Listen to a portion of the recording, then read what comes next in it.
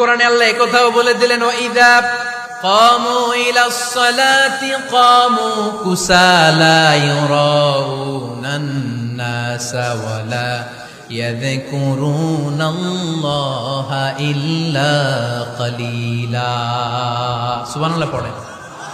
মুনাফিকরা যখন মানুষকে দেখানোর জন্য নামাজে যায়, ওই নামাজে তাদের ইখলাস নাই, ওই নামাজের ভেতরে তাদের কোনো খুশু খুদু নাই, ওই নামাজের ভেতরে আছে শুধু অলসতা।